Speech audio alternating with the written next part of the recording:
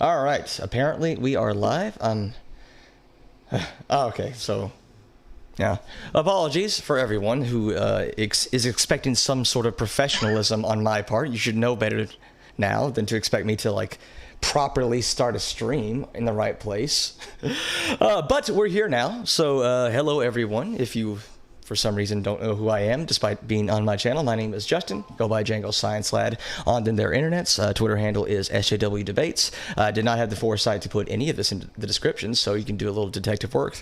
And I am joined today by David Silverman. So, David, if you don't care, could you introduce yourself and introduce our topic for today's? Hi, everybody. Sure. Justin, thanks for having me on your show. Appreciate the opportunity to engage in civil discourse with somebody with whom I expect to disagree. My name's Dave Silverman. I'm a former atheist activist, and I was the reason I'm a former atheist activist is because two and then a third woman lied about sexual assault from me, and they destroyed my career with a whim. There were no police reports, no judges. There was nothing involved. I was just fired, and I was fired from. I'm not here, by the way, to defend myself. I'm not here to get into this. My point is that over the past couple of years, I have moved because of my experience. I have moved from being a progressive to and calling myself a rabid feminist to being a liberal, classic liberal. And I no longer call myself a feminist. I no longer think feminism is valid. I mean, I think the concepts of feminism are valid, of course. I just don't think the movement is valid. I do think Me Too has gone too far and needs to be reformed. And I'm looking forward to talking about it with you. Awesome, looking forward to it too. Like I said, you should not expect professionalism from me. I'm making sure your volume is okay. So I turned you up in OBS. Okay. And I got hope everybody can hear me out there.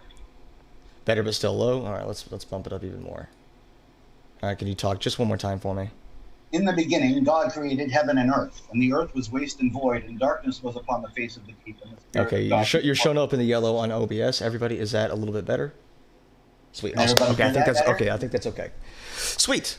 So, and just like you said, and I told you this in our DMs beforehand, I'm not interested in discussing or attacking your specific case. So right. I'm glad that we can get that out of the way. I think we'll have a much more healthy discussion if, one person isn't immediately put on the defensive just by the nature of the conversation. So our topic today is going to start around the Me Too movement, which has been going for a few years now. So it's not like this is a very new thing, but we're going to be discussing our positions on the Me Too movement, on feminism in general, and then maybe that will organically branch out into broader social justice issues. Is that how you've understood the terms of the debate? Sounds great. Awesome, cool. So if it's okay, I'll kind of lay out my position on Me Too, if that's all right. So my understanding is that Me Too is a net positive. It is a net positive movement. And of course, there are some issues within it, just like with any sort of movement. We cannot expect any movement to be 100% perfect. And I don't think it's fair to point to critiques and failures of the Me Too movement in certain instances. I don't think it's fair to make those failures diagnostic of the movement as a whole. So I think that Me Too addressed a lot of important issues regarding especially power imbalances in feminist issues. So scholarly research from actual feminist academics have long pointed to this sort of neoliberal feminism that was taking over, especially pop feminism in the broader cultural mindset, and that it focused on real individual empowerment, which in itself isn't bad, but because of that, it kind of ignored a lot of systemic issues, a lot of systemic problems, both in the legal system, in corporate culture, and even in social spheres and societal culture that made it so that women were not as empowered as men as a whole. Of course, there are exceptions, but especially in positions of corporate power, which I think is where Me Too is typically focused. And I think that Me Too has addressed a lot of the failures of the legal and corporate systems in terms of making women feel comfortable about voicing concerns about issues that could be construed as sexual harassment on any degree of scale. So of course it's not just rape, it's also things like inappropriate touching, inappropriate comments, and things like that. So I think that Me Too is a very good net positive. I've seen a lot of very fair critiques from feminist scholars. So this is not a unified front that feminism is just, yeah, rah rah Me Too. There are a lot of critiques from the feminist scholarly research side who say that it does do some good things. It doesn't go far enough in some cases, and it misses the point in other cases. So that's kind of the position where I'm coming from. I am, for your audience, so if you do decide to upload this on your channel, I am a self-described SJW, a proud wokelet, if that's kind of the way you want to describe it. I'm not a soy boy, which is a little bit weird. I don't actually drink soy, and I was a former like bodybuilder and powerlifter, which is a weird accusation to levy at me. And I will play with my beard a lot. It's a tick that I have. I apologize. So that's going to happen. So expect it. And with that, if you'd like the floor, please go ahead. Well, Justin, thank you. I can see that since you and I are going to disagree, you must be a Nazi and we should be on very, very different sides. Oh, you were a little bit muddled there. I think I just heard you admit that you were a Nazi. Yes. You're okay, a Nazi cool. Because you disagree with me. Of course. Look, the first thing to say is we're on the same side in that we both want the same things. Okay, we both want an end of misogyny. We both want an end of. We both want equal opportunity. We both want people, men and women, to be thought of as essentially equal people. And we both want the end to the glass ceiling. And we have both succeeded in that. We got what we wanted. We got what we wanted back in the 70s. And so you're talking about Me Too being a net positive. I'm going to challenge you because I would say that Me Too was a net positive in the beginning. And in the beginning, yeah, there was this toxicity of people, men, bad guys, harassing women on the regular. And there was this mentality that the women couldn't and shouldn't do anything about it. And the Me Too movement really set that on its heels and did good back then. To say that feminist scholars are applauding it, that falls on deaf ears for me. I don't trust feminist scholars. I believe feminist scholars are feminist activists trying to be activists. Just to be clear, one of the things that I said was that also feminist scholars are critiquing Me Too. Yeah. Okay. Well, that's good, and I want them to.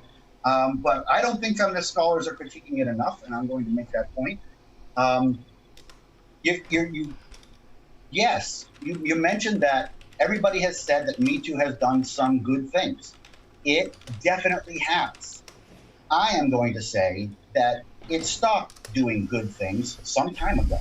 And now it's only doing bad things. Now it's not about the corporate glass ceiling. The glass ceiling's gone, okay? Any woman, I live in the city of Seattle, and right in this direction is the entire city skyline.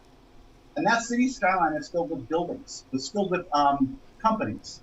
And in almost all of those companies, if they were choosing a CEO, and there were two exactly the same candidates, and one was a man, one was a woman, the woman would have an advantage. That's true today. So there is no more glass ceiling. And I think that's overly simple. I'm sorry to interrupt you. By the way, if I'm ever talking and you disagree with the point that I make, please interrupt me. This is just to avoid this is just to avoid either of us laying out 10 points and not getting a chance to respond. Yeah, I don't want to get into a long diatribe. Yeah. So I would just say that I would just probably call that a pretty overly simplistic version of the glass ceiling. And maybe there are cases where two equally qualified individuals, one is a man and one is a woman, maybe the woman will have a little bit of an advantage because the company would get quote unquote quote points. There's no discrimination. The glass ceiling is about I think that when you take it because she's going to have her period all over the place that's gone. It's not equal work for equal pay means same job, same employer means equal pay for men and women.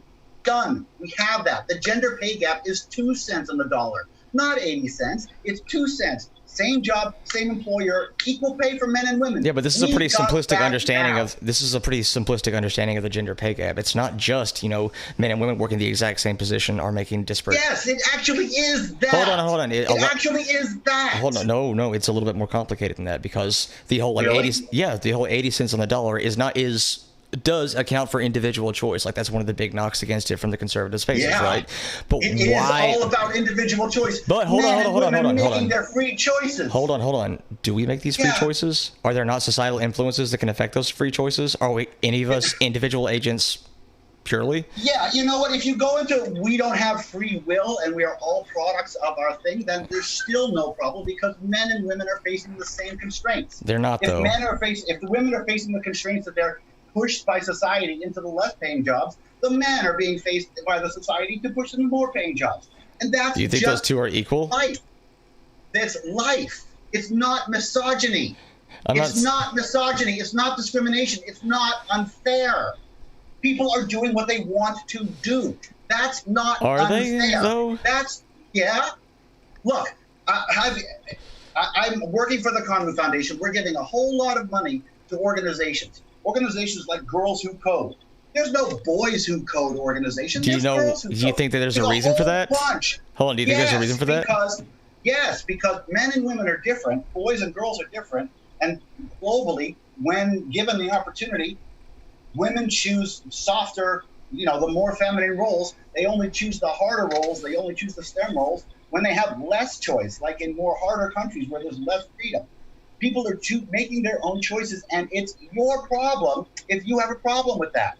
If a woman if a woman who is an adult goes into college and she says, I can go into STEM and make $100,000 a year, or I can go into feminist studies and make $30,000 a year, I'm going to choose to make $30,000 a year in feminist studies, and then that goes into the gender pay gap exists. We have a problem.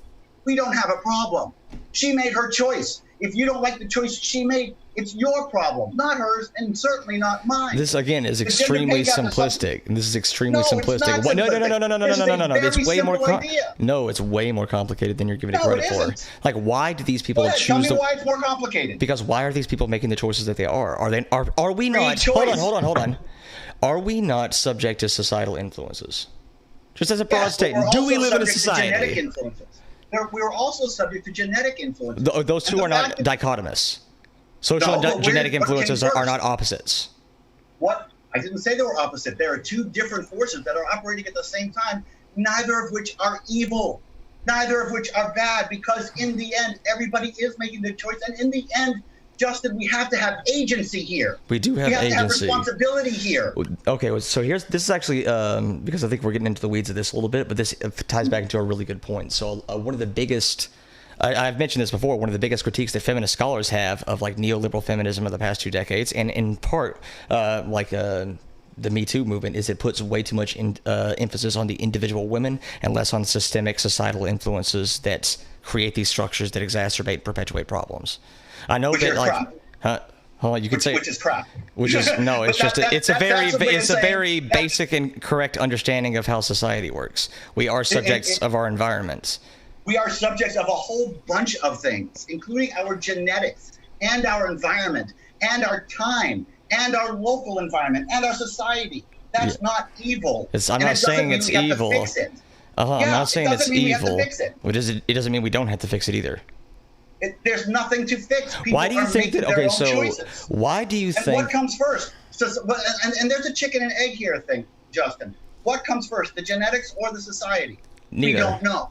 Neither. We can look, and we can definitely see there's a difference between a male and a female brain. No, hold on. See that. Whoa. Yes, Hold on.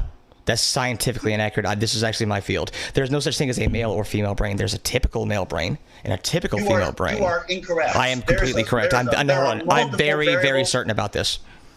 I'm very certain about this. You cannot gender a brain. Female brain. They look like this. Okay, you can definitely see. Of course, there's some overlap in some features. Of course, no. There's a lot of overlap and differences. So, Justin, are you saying to me that you don't believe that men and women make different choices because of genetics at all? Oh, that's exactly what I'm saying. Thank you for making my argument this strawman version that's easier to attack. Let me actually tell you what my opinion is. I think that there's a broad overlap between what men and women typically want, because fundamentally we are humans with very similar needs, and that a lot of the differences that we see in our society in choices that men and women make are societally influenced. And societally influenced does not mean it does not come from genetics, because the way society influence works is it impacts how our genetics manifest themselves in our environment. That's why I'm saying it's extraordinarily complicated, and reducing it to this like meaningless, simplistic platitude that men and women are different doesn't get us anywhere, because of course men and women as a whole are different. That doesn't give us any utility. Hold on, that doesn't give us any utility. It does. Though. This is the whole crux of the problem, Justin.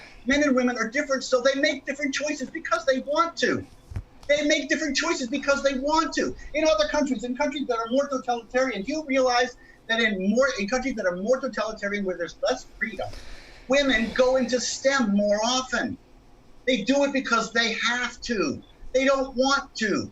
They go into STEM because they have to. And when they have the freedom, women, not just in society, in America, women in all the world choose, on average, to go one way versus the other, on average. And that's the difference between a male and female brain, not American society. And when they make those choices, it's not evil. It's not bad. I'm not. You're using a lot of this loaded language that I'm not ascribing to any of these things. I'm not saying these things are evil. Well, I know. I'm making a point, though. You're making. I know. I'd appreciate it if you would talk to me, though, and not this like weird straw man version of my side that you've constructed. Okay. I'm not saying I'm not saying it's evil. I'm not saying this is evil. I'm not saying that this is evil. I'm saying that societal influences do have a truth. I know. Well, I'm saying that it's a lot more complicated than men and women, male, female brains. Therefore, these things are just the way things are. And actually, it's not. It actually is. If there's such a hold on. Here's an interesting question. Because if there's this nature and nurture is a mush, Justin. No, I'm very, very aware of that. Trust me. Yeah. I have a degree in biomechanics, which is, not genetics, but I do understand physiology and biology to a pretty substantial degree. Then you know I'm right. No, I'm not. You're right. No, in fact, we're on the same side. Okay, we're all on the same side, but just because that there is a average difference between men and women, that doesn't mean that it is wrong. Just like you said, it's not evil that these differences exist. Well, it's also not evil to try to change them. Why, if this genetic difference between male and female brains, which again do not exist, you are factually incorrect about that. There's again typical and typical, not gendered. That is like a hard binary. But then why would it be evil? Why, if it's this gigantic genetic difference, why are there like feminist activists who want this difference to be lessened? Because people are broad, people are diverse, but it is there anyways. And you asked me if it's evil to fight it. No, Justin, it's not evil to fight it. It is, however, futile. And it's going to make a situation where everybody hates each other so long because people are making their free choices. We have achieved feminist ideals. We have a feminist country. So here's a very interesting case study in this. So are video games a male or female thing? I don't know. What do you think? Neither. Sitting on your butt and pressing buttons and watching things change on screen, I don't think is gendered. And if we look at a lot of marketing, especially in the early days of video game development, a lot of it was marketed toward boys as a male toy.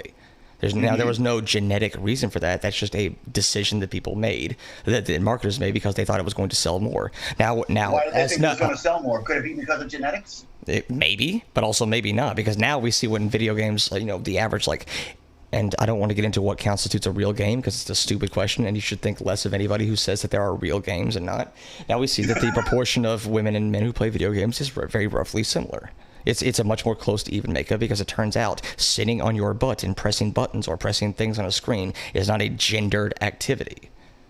Okay. And so and just like any other art form, you can make video games that appeal typically more towards women in the Western and Eastern cultures. You can make video games that do that. So a lot of it has to do with how we market and how we expect people to function. But going back to my earlier point, on genetics, and we market based on genetics. Marketing is a reflective. It's not leading.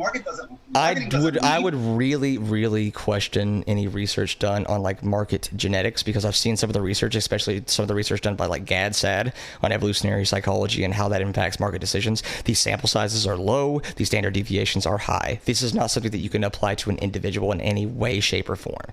In my opinion, these are pretty useless. Where you're going with this, what I'm saying is because the societal influence of marketing towards these video games towards boys, a lot more boys got into video games, and therefore a lot more boys grew up to become video game developers and computer programmers, just because that's where the technology was marketed towards. Now, a lot of early computer technicians and computer programmers were women, but because of societal influence, that kind of shifted a little bit. I'm not saying that was evil. I'm not saying that was a direct decision from the patriarchy in their like meetings with their like, I don't know what color robes that they wear. It's a non-issue. If it's a non-issue, why do you care if people try to change it? Because it creates discord. Because you're beating. That's a great question. Okay, and that's a great question because. The reason that I'm fighting against it is because you're never going to win. You're always going to be angry.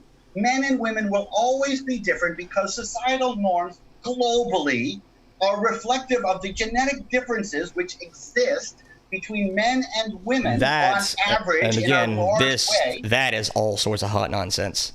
It's not. It is hot nonsense. Reasonable. Look.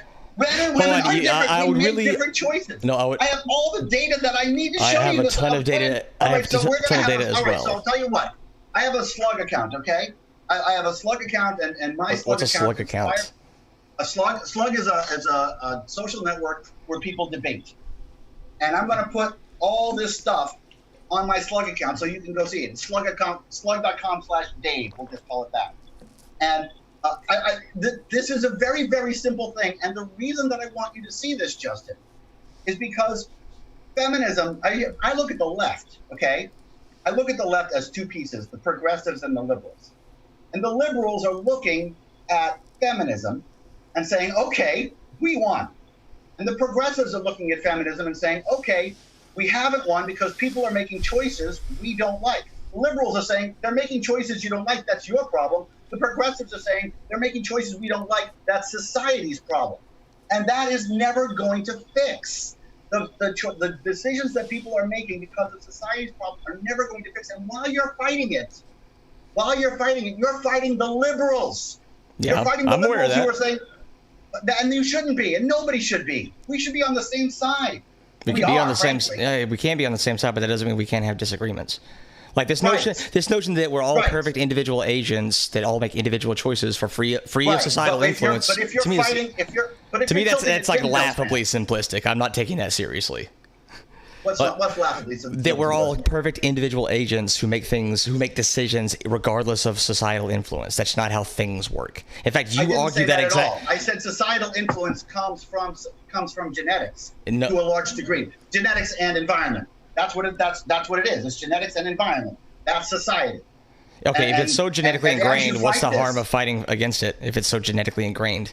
Wouldn't it be genetically ingrained? The harm of fighting against it is you're going to lose, and you're going to be fighting your entire life when we could be fighting to really fix something. I know, but something that could be fixed. I know this is just hard because I guess my genetics are telling me to fight for this, and since my genetics are telling me that, what right do you have to try to stop me, right? I don't have a right to try and stop you. I know, but why is it bad? I'm just a slave to my genetics. I'm making these choices because my genetics tell me to. Isn't that right? So if you want to go into free will, I know, right? If you want to go into free will, then you and I are just both automatons, and we're both wasting our time because it's whatever's going to happen is going to happen. I don't like the free will argument because, it's just that I don't like it. It's not that I don't believe it. I just don't enjoy living in the idea that I don't have free will. If I have free will, I'm going to do, to the degree that I have free will, I'm going to use it. And to the degree that we all have agency, we should grant that agency. All right, do you want to know my opinions? Do you want to know my opinions on free will? I know it's a little bit out in the weeds, but I think it's a little bit of an interesting detour. As long as we promise to come back to the subject here in a second, okay? It's your call, so my view of free will. All right, so in my opinion on free will, if we had a perfect machine that could somehow measure every single variable a human is ever going to enact in, because at the end of the day, we are predictable chemical reactions. Every choice that we make comes from neurons in our brain. Those neurons are predictable chemical interactions in our brain. And if we had a perfect machine that could measure like what we're going to do in every single decision and variable that we are ever going to encounter, essentially free will doesn't exist. But that's so far outside of the realm of possibility, especially in today's world, and the implications of implementing something like that, I think would be morally apprehensible, that I think we should go forward assuming that we have free will, even though in a perfect objective sense we might not. That's my I completely agree with that. Yeah. I completely agree with that. We may or may not have free will, but we should at least pretend we do. Yeah. Okay, cool. So let's come back to, if it's okay with you, unless you wanted to add on to that, let's come back to... No, but my point is that if you're going to use the free will argument, you're going to use the free will argument for the women who are choosing the less expensive fields in college. I mean, and then we're going to choose the same free will argument for the white men who made this society the way it is. And so now nobody's, and now, so we're just losing, we just lose ourselves. I think it would actually be helpful. I think it would be actually really helpful if you adopted this framework of like going away from individualism when we're talking about systems. Because in this way, hold on, let me explain myself here. In my view here, it's not individual bad men doing bad things that's the problem. It's a system that perpetuates it. And this is good for you because it gets the like focus off of like individual men in terms of being just bad people. Instead reframes it in terms of there's a system, both formal and informal, in place that is making it so that sexual harassment claims are not taken as seriously as they maybe should have, or that so women let's go back to that. Let's go back to Let's go back to that. Okay, we have a country. Let's just make sure that we set this correct here. Okay, we have a country where it is illegal to discriminate against a woman for being a woman. Mm-hmm. We have a country where every company. Pretty much every company, can we just say every company has a non-discrimination against women policy? For the sake of this argument, sure. And we can also say that every company who has that policy, which is just about every company, if you break that policy, you're fired or penalized in a serious way because those policies are seriously implemented. This is systemic anti-sexism, and it is everywhere in our system. Our system, you can be a woman and be president, you can be a woman and be senator, and the system is rife. Not only can you be there, the system is rife, crowded with policies and procedures to prevent discrimination against women. Do you think that these policies have existed? Well, how long would you say that these policies have existed? Oh. Past 2 decades, at least. It's a pretty long I would say a pretty long time, but I think that the Me Too movement, again, in the beginning of the Me Too movement, really routed out where it wasn't being effective. And that's great, but now that's not what we have now. Well, hold on. Let's stay right there for a second. So when we're talking about those policies, these anti-discrimination, anti-sexist policies, those have been in place for a long time. The problem was, and this is one of the biggest like goals of the Me Too movement, was to expose how due process failed a lot of women, because due process, by its nature, and this is not evil or not, favors people who have power, both in terms of a legal sense, who can hire expensive lawyers and influence the legal system that way, but also in terms of employers who get to dictate what their employees ought to be able to do under threat of being fired. So, for example, I don't agree. Well, you cannot agree with facts, which is protects the accused. It doesn't protect the powerful. There's a lot of powerful people who have gone to jail despite due process. Yeah, but there are also a lot of powerful people who got away with it for a long time. So, for example, and you and I both agree that that's bad, and you and I both agree that there are laws against theft, and people steal a lot and get away with it for a long time, and there are laws against murder, and people murder a lot of people, and they get away with it for a long time. So the law is unequal, and sometimes if you get robbed and there's due process, that thief, even if you're really, really sure he did something bad to you, is going to get away, and it sucks. But that's due process. That's real. So let's say for an example. So let's say for an example that an employer requires their employees to sign something called an affirmative statement, which is basically it's a written statement that an employer requires an employee to sign that says that you had essentially a good time at this company. Do you think that that is fair, and do you think that enhances the due process that you're talking about? No, I don't think that's a part of it at all. Okay, it is very much a part of it. So what I just read to you was from a Minnesota legal review, in which they talked about how Harvey Weinstein used affirmative statements in the legal system to be brought up against potential accusers. They made them sign. Yeah, and that was a great argument to change the legal system. Now, yes, exactly, it is. That's a great argument to change the legal system. And that's part of hold on, and that's part. Well, no one's saying that we should give up due process. Or at least I'm not saying that, okay? And I'm not going to answer for anyone's opinion other than my own. But it did highlight a problem in the due process. It did highlight a problem in the legal system that did tend to favor people who had more power than those who did not. And so it did highlight a problem in the legal system, both in terms of like the formal legal system and the internal mechanisms that address things like sexual assaults or sexual harassment in the workplace. Oh, it absolutely did. When it started years ago, but it's not like that anymore. Well, I don't agree with that. I don't agree with that. Oh, it's not like that. Now it's a tool for women to use against anyone they want. I reject that categorization. I'm sorry. Oh, I stand by it 100%. I stand by it 100%. And so we're going to get back to my example, because now we're talking about my lived experience. 3 different women lied about sexual assault. I will say that I appreciate you're going to give your personal lived experience, but in our DMs, I kind of explicitly said that I did not want to talk about this specific thing, just because I don't want to platform your side without the others. I am not buying at all this idea that Me Too is still relevant and still important. No, it's not. So let me, since you've given a little personal anecdote, let me also give a personal anecdote. All right, and I want you to see if you can see the parallels here. So a few months ago, my apartment was burglarized. Someone kicked down the door. They stole our video game systems. They broke into my gun case and got my shotgun out. It was very, very traumatic. It like messed my husband up mentally for a long time. It scared our cats, which are my babies, and I love them. Now, when we filed the police report, all evidence pointed to it was very likely a group of black men who did this, who were robbing other houses in the area. So it was very, very likely a group of black men.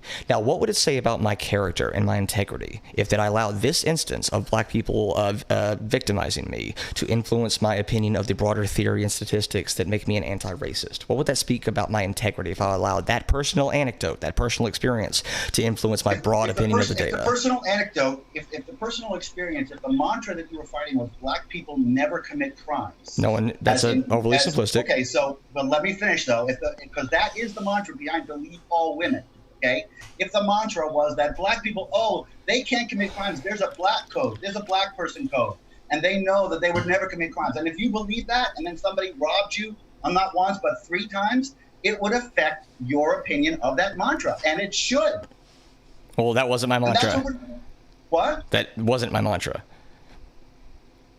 If it was mine, and that's what Me Too is. What do you think? So I think I believe in the statement, believe all women. What do you think I mean when I say that? When you say believe all women, you're saying that when a woman makes a sexual assault claim or a sexual harassment claim or a rape claim, she wouldn't lie about such a thing. That's not what I mean when I say it. Well, that's what a whole bunch of people think. Well, I'm not going to answer for what a whole bunch of people think. And I think the progressive retrofitting of believe all women is disgusting. And I'm just going to call you out right on this, because I was part of this movement. I was part of believe all women. I can recite the mantra, the girl code, it's so unlikely for somebody, there's only 2% of false allegations. We should just discount it. I was in that. Progressivism said that until now. It's receiving it. Oh, no, we never meant believe all women when we took down humans. I don't know. Hold on. I don't know how to respond to this because I can only answer for my own opinions. Okay, so would you like me to tell you what I mean when I say believe all women?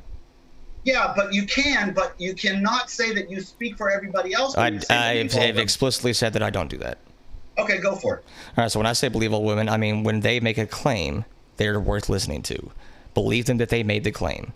All right, and then investigate that. And if it requires criminal charges, yes, we need a high degree of evidence. That needs a high burden of proof. Unfortunately, for a lot of sexual harassment, especially, not just rape, but rape has this problem too, but sexual harassment has an even broader problem. The evidence that would be required to prosecute someone is extremely high and oftentimes impossible. So, for example, let's say you and me, we were at a party and we were both having a couple of drinks, and let's say that we were alone on the balcony having a cigarette, and you bent over to, like, I don't know, look at something below you, and I put my hand, like, down your pants as a little bit of a joke. Okay. Now, that makes you extraordinarily uncomfortable. What evidence would you be able to provide that would make your statement true and factually correct? As an adult, I'd get the fuck over it. Okay, I wouldn't call that sexual harassment or assault. I'd say, who are you? So in the past, you have rightfully, in the past, you have rightfully, in my opinion, defended yourself, and that no one is able to tell you how you should feel. No one is able to tell you, David Silverman, how you ought to. Hold on. I'm not done. No one should be able to tell you, and I agree with this wholeheartedly, how you ought to feel about the things that you've gone through. No one should be able to tell you that your life isn't ruined. To get over it. I don't think that's fair. But I also think that you need to apply that principle consistently. But there's a level here, though. Okay, we have lost the ability, and we do have the responsibility to say, hey, can I swear on your show? Yes, go ahead. Okay. It's not going to be monetized either way. We do have the social responsibility to say, no, you haven't been assaulted. Calm the fuck down. You're fine. Okay? We do have that responsibility. Why do we?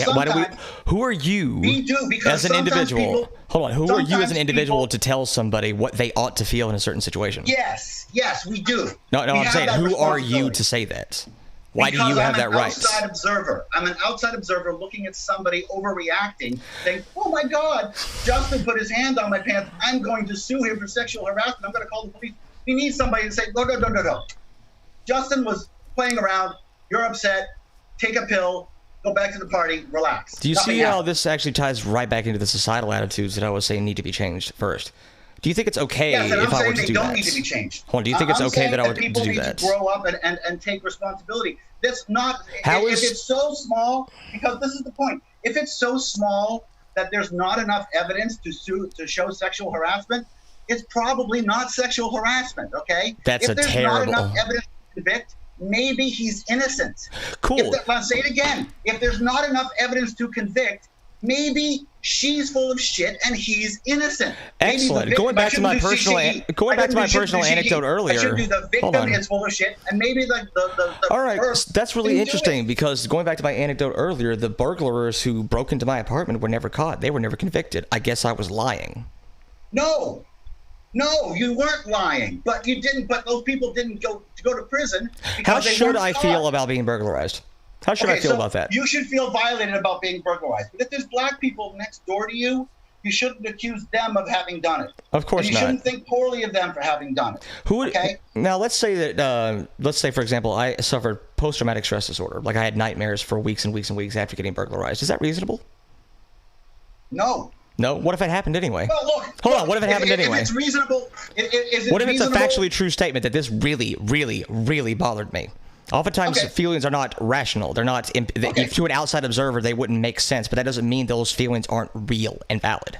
Right, and there's a gray area there, right? Mm-hmm. There's a gray area, right? And the other side of that is, hey, Justin was at a party with me, and he looked at me longing me. I feel irate. I'm going to sue him and ruin him. And somebody used to come up to me and say, shut the fuck up, Dave. You're fine. Nothing has happened. No harm has been done. You're okay. Again, what do you mean no harm has been done? Who are you to say that? No harm has been done. Okay, let's look at it from a legal perspective. So one of the previous, so this is a 1993 decision. Let me make sure. So a 1993 decision in Harris v. Forklift declared that harassment, so we're talking about harassment here, must be both subjectively and objectively offensive to qualify as harassment, meaning that the complainant must have been offended by the contact, and this is where you're talking about, the conduct must be offensive to a reasonable person. That's the standard that you've set there. Offensive, though. Well, yeah, offensive, yes. Yeah, offensive isn't the problem, right? I offend people all the time. We offend all the time. It's not about being offended. It's about being harmed. And if you're not harmed, being offended is not being harmed. I'll say it 5,000 times. Being offended is not being harmed. Really? Yeah. Is that how our legal system works? Also, that's a very, very simplistic understanding of physiology, because guess what? Where is there a place in our legal system where somebody can, it is now, you could be offended and go to jail. Do you think it would be right for an employer to go up to their black employee and just call them the N-word every single day, 20 times a day? They're offended. Are they harmed in the way that you described it?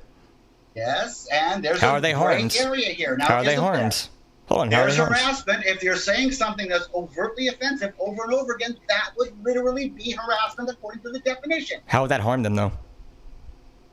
Harassment harms people. When you push them into a place like that, it harms people. How? However, if I said, hey, look, that guy Justin, he irate me. That's my truth. He irate me. The word is rape, Jason. The word is rape. And now why does everybody call me Jason? Fine, that's just a weird thing I noticed. Like when people get my name wrong, it's always Jason. That's. Is it Justin? That's Justin. That's just something I noticed. Like, no, don't worry about it. But I mean, think about the harm here. Okay, think about the other side. Think about the idea of nobody being able to say, "Hey, leave Justin alone. He just looked at you," and me being way too emotional, maybe because I'm in a bad state. Maybe I'm emotionally unstable. It happens. maybe I'm a little bit crazy. And I'm saying, oh, no, Jason, I raped me. And now I'm going to make a blog, Jangles Science Lab, I raped me. And that'll be in your Google searches for the rest of your life. And that's okay. And it's not good for somebody to come to me and say, Dave, calm the fuck down. Well, the solution that you've brought forward is that if someone feels genuinely upset at an action, like it actually causes them personal subjective harm, unless the totality of society, or at least a understanding of a reasonable person, agrees with them, then they have to stay silent and just get over it. There's a gray area and we have lost it. And yes, there is a section where we need to just stay silent and get over it. So there's another legal impetus. So there's another legal impetus here that I want to talk about, and it has to do with tort law, which is still very, very similar to sexual harassment cases. Let me give you an example of how this would work. Let's say that we're talking, again, we're at that same balcony in an alternate universe, and I, through whatever reason, I say the word tractor. And for whatever reason, you have a visceral negative reaction to the word tractor. It gives you it makes you feel very sexually uncomfortable. Now, of course, a reasonable person would not say that is a tractor. What the hell does that have to do with anything? But if you tell me this information, you say that please don't say the word tractor in front of me because that makes me enormously uncomfortable, and I intentionally, knowing that it upsets you, say tractor a lot more after that. Oh, really? That makes you uncomfortable? You wuss? Tractor, tractor, tractor. I would actually be on the hook for intentional harassment. It doesn't matter whether a reasonable outside observer would do that. Rightfully so, because an outside observer would know that that it had been said, please don't say this to me. That's objectively true, and you would say it. Now, if I said that would be harassment in your example, because an outside observer would see that. Now, if you were to say, okay, I have a problem with the word tractor, and you say the word tractor, and I say, wow, tractor freaks me out. You do not owe me an apology. Why not? Okay, you haven't done anything wrong. And if you say the word tractor again by mistake, it's not your problem. Okay. But if you start saying it over and over and over again, it is, because you're harassing. Do you think that it would be bad of me if that happened and I did apologize? Oh, I'm sorry, I didn't know that offended you. I apologize. You would be. Look, I would probably apologize too, but it's really bad to do that, because if I say, oh, tractor bothers me, well, you haven't done anything wrong. You have nothing to apologize for. In fact, I should be the one apologizing for being freaked out over a simple word. Why should you apologize? Wait, hold on. Why should, what, in this, and we're talking about oughts here, why ought that person apologize for having a visceral negative reaction that they had no control over? Because he's bringing negativity to a normal situation. He's not bringing anything. It just happens. If somebody says the word tractor and I freak out, okay, that's nobody's problem but my own. But if it is nobody's problem but my own. I'm sorry that and then I say, oh, please don't say the word tractor. I don't like it. And maybe I guess I just have this really weird, almost, it seems to be an exclusively left-wing woke trait called basic human empathy. And when I harm someone, don't say I don't have empathy. I'm not saying you don't have empathy. It's just no one's problem but my own. I want to know if I harm someone that affects me. It's not harm. All right, so we're back to this, what is harm? What does constitute harm? Well, and so we have to we have to look into this gray area. And the problem is, I'm not a philosopher, but I will say this. There is a place where you can say calm the fuck down, and there's a place where you really need to get behind somebody who's legitimately hurt. And there's a line there that you have to cross. And I don't really know where that is, but I do know that the progressive side said that line doesn't exist. Progressive side says there's no place where you could say somebody, you need to calm the hell down. You're wrong. And that is a bad thing, because sometimes people are wrong. Sometimes people do overreact. Sometimes people do freak the fuck out over nothing.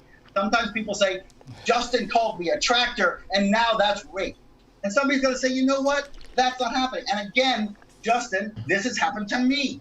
This is really interesting, but you're, again, constructing this person, constructing opinions that what am I supposed to do with these opinions? I don't hold them. Am I supposed to defend them? So, of course, I think there exists a line, but that line is more of a gradient than a line. Of course, it's going to be... what? That line... Here, hold on. The line doesn't exist. It's a gradient. Is that fair to say? So you and I are at a party. And you flirt with me. Okay? We're drunk. You flirt with me. And I say, Justin has eye raped me. Is that enough? I'm triggered. I'm triggered. I feel irate. I feel violated because Justin flirted with me. He shot me an eye, touched me on the shoulder. I feel violated. I'm going to completely destroy this guy because I can. Because, hey, maybe it's a gay thing. Maybe I don't want to be a gay thing. Just throw all the motives in there that you can for me to just freak the fuck out. And now nobody's going to come to me and say, hey, Dave, Justin was just being a nice guy. He just flirted with me. Just relax. Do you think that there maybe is a reasonable, nuanced middle position here? Like maybe if you genuinely felt upset in the way I looked at you, it's okay to voice that opinion and let me know about it. It is always okay to voice that opinion. It is not okay for us to have a society where people can't go to supposed victims and say, hey, you're actually not a victim. You're fine. Calm down. Take a pill. This is where I really don't like this, like being, and this is something that you seem to say in the past, and I agreed with you when it said it, like, don't tell victims they're fine. No.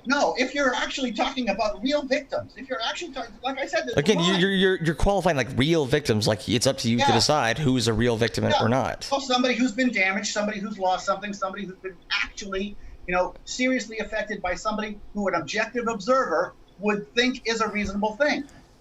And if you're not in that place, if an objective observer would look at you and say, "No, man, tractor's not a big deal, and people can flirt." And it's not irate, then you should be told to calm down, and we should be talking about that. We should be able to have that conversation. We are having that conversation right now. Here. What? We're having that conversation right now.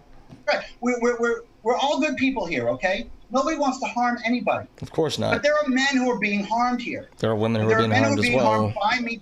I'm sorry? Men are being harmed, and Me Too is helping them, too. Like, men are being raped and sexually exploited as well. And Me Too is helping them too. But I believe, and I have no numbers to back this up except my personal experience, I believe that Me Too has lost all its utility, that everybody got the point, all the men are afraid, all the women are empowered, everybody is afraid now. I mean, notice how like all the men are afraid, all the women are empowered. I'm making big statements. I know you're making big statements, but that doesn't help the conversation go forward. But my point is still that the damage that is being done by Me Too now is far outweighing any good that it is doing now. It has done great in the past. I am all about, Weinstein going to jail. I'm all about Harvey Weinstein going to jail. That's fine. I like that. That's great. That's long overdue. However, that does not mean that everybody can just use that and take down guys they don't like by making accusations that nobody is saying, hey, you know what? Maybe you shouldn't lump this guy in with Harvey Weinstein. Maybe you shouldn't ruin this guy's life because... So let's talk about a specific example that doesn't involve you. How about the case with Aziz Ansari? What do you think about that case? Are you familiar with it? Aziz Ansari, I'm not extremely familiar with it, but as far as I remember, he was with a girl, he dated a girl, took her up to his apartment, there was an awkwardness, and she left. That's roughly how it was, yeah. He was coming on very strong. Okay, but he said he took no for an answer, and she left. This is how society was built. Wouldn't it be great if we could have a nuanced conversation about that instead of putting it into a binary good or bad? So in this specific scenario... I don't have enough information to have nuance about this conversation, but No, you got it basically. In fact, we can just pretend that that the facts were like he was having a normal date, invited this girl up, and he came on too strong. I think one of the words, like the phrases he used, like, where would you like me to fuck you? Or something like that. Something that he probably intended to come off as very flirty and assertive and like, I'm a big, well, he's not a big dude, but you know what I mean. Yeah. But he did not intend it to come off to make this woman uncomfortable. But that doesn't change the fact that this woman was made extremely uncomfortable. She did not like that, and she left because of that. Now, wouldn't it be great if instead of like impugning either of them, instead of like, oh, Aziz Ansari is a rapist and he should be put in jail, or oh, this woman's a liar and she should just get over it. What if there was a middle ground that we could reach and saying that, yeah, like maybe you should be aware that, try to help read the person that you're with a little bit better, and maybe on the woman's like, yeah, if you felt uncomfortable, that's fine, and you should be able to talk about it. And you're implying in that conversation, you're implying that Aziz didn't do that. Hold on, whoa. He didn't do what? Didn't read her. You're implying that she's not crazy. You're implying that she didn't do this for publicity. You're implying... Are you implying that she did? Hold on. Are you implying that she did? I don't know. I don't have enough information. But this whole idea of that something must have happened and gone wrong, no, I don't buy it. You don't buy it. Why? Why? Who? I don't buy it because people have made passes at each other over a long time. People and a lot of times those passes make people uncomfortable. Okay, I've been uncomfortable too. I didn't ruin somebody's career over it. Fucking fuck. I didn't ruin somebody's career because I was made uncomfortable. Calm down, buddy. If he took it to a room and he grabbed her and he molested her, but no, he said, "Where do you want me to fuck you?" And she was uncomfortable with that, so she left. Holy sheep shit! Let's ruin his career. It's not a thing. Yes, that is completely in the camp of get over it. Completely. What do you mean ruin his career? Do you think he should be criticized for this one instance? I think he lost a lot of work because of that. Real money. And he got real damage because of that. He was damaged, not her. He was damaged, not her. You're not treating this woman as a human. Thing, I don't know all the details. I know. I'm saying that in this fictionalized... In this fictionalized scenario, sure. So where I think it's pretty close, and people who are like commenting can like tell me if I'm just completely off the mark here. But in this, like, I guess now it's a hypothetical case. Like, why don't we care about how she felt? What if that did make her feel really uncomfortable? That someone that she was a fan of and wanted to date, like, oh, this is a big name comedian, was like really aggressive towards me. Because feeling uncomfortable isn't a crime. Okay? It's no, and no one, and there was, and even in the real case, I don't think anybody prosecuted anybody. Like, it wasn't a criminal. He lost money. He lost jobs. He got negative press, and that really hurts his career. And I don't buy at all the fact that he wasn't damaged for it. He was out of touch for years. So should this woman have stayed silent? Hold on. What? You say she's not damaged at all. You don't know that. You don't know how she felt. So you're making a positive claim that is not substantiated by any sort of, even within the hypothetical here. Okay, like, so within the hypothetical, what is her damage within this hypothetical? She felt extremely uncomfortable. Someone in power took advantage of the imbalance of power that they have. And so she left and took her power And so back. she left and felt awful about it. Why is that not valid enough for her to like speak about? Bad. People do that all the time. And so they should stay silent about it? I'm sorry. We have to have compassion for Aziz here. He didn't do anything wrong. Where's your compassion for this woman? Aziz actually didn't do anything wrong. No, hold on. Not on purpose. But not on purpose? It doesn't seem like it. Right. But so get the fuck over it and move on. All right. I accidentally bump into you on the street. I wasn't looking where I was going, and it's an accident. You fall down, and you break your glasses and get a pretty nasty gash on your forehead. Bye. Sorry. I didn't do it on purpose, so I don't have to apologize. Your pain doesn't matter. Whatever. I think a person with integrity would like own up to that. But you were being clumsy, and you were not looking where you were, so there's some fault there on you. So there's some fault on Aziz's part in this analogy, then? Okay, the fault on Aziz's part is that he used an inappropriate what? He said the wrong words to her when he was to proposition her in his apartment where she came. I feel like you're not. He propositioned her and used the wrong words. I feel like this expectation of nuance in this specific case isn't being reciprocated. I'm not calling Aziz a rapist for this. I am trying to. No, I'm getting rid of nuance here. I don't want nuance here. I want to make the point. I want to make the point that sometimes it's okay to tell somebody you're overreacting. You're wrong. You need to get over it. Can we tell that to men who's had their lives destroyed? Like, you should just get over it, buddy. Can we tell that to them? Yeah, well, I am getting over it. Do you don't know how many times I've been told to get over it. Yeah, but I've actually been damaged. She wasn't damaged. She wasn't. He was. She wasn't. He was financial damaged. So financial damage, that's what counts. It's financial, not emotional distress or anything like that. Financial damage is what counts. Financial damage is a hell of a lot more than a little bit of emotional distress for somebody coming onto you with the wrong fucking words. Sorry. If you're so fragile that if somebody comes onto you with the wrong fucking words after you go to his apartment and you get so frazzled by somebody coming onto you with the wrong fucking words, you should stay home. Okay. You should get counseling. It's on you to exist in this society. Sweet. If he didn't do anything wrong intentionally. All right, since we're throwing nuance out the window, like all the men afraid of like getting Me Too, just get over it, dude. Come on, get over it. I am. No, just get over it. Like, oh, you're afraid to hire women? Sucks. Yeah. Like, don't be sexist. Do it anyway. I am who I am. I've got my own lived experience. and I'm responsible for my own decisions. Okay, and I'm so responsible for my own actions. do you think that you could humanize the people on my side, I guess, on the woke liberal like feminist side? Do you think you could I can humanize them a little bit and recognize? We're all trying to do good here, folks. I know, but you're attributing a lot of malice. You're attributing like the Me Too movement is bad now because now it's all about destroying men. I don't think that's offering that same level of charity that you're expecting for yourself. I do believe that the Me Too movement now is all about destroying men. I don't believe now that the Me Too movement is all about justice.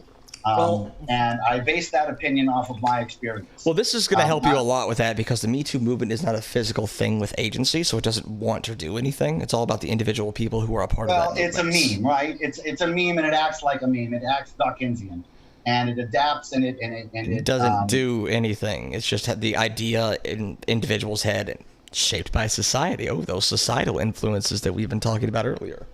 So, right, but and you see the societal influences now as Me Too. As the people who are proponents of Me Too now are, retroactively changing what Believe All Women says. Because society has changed. Now we have Joe Biden. And Joe Biden's got like 6 complaints against him, including a complaint where he has supposedly pushed a woman against the wall and fingered her by force. But we're just ignoring all of that because Believe All Women is about due process. It's crap. It's all crap. It's not all crap, and I think I question your integrity that, like, you are impugning this entire movement. Like, the bad things that Me Too did are diagnostic of Me Too.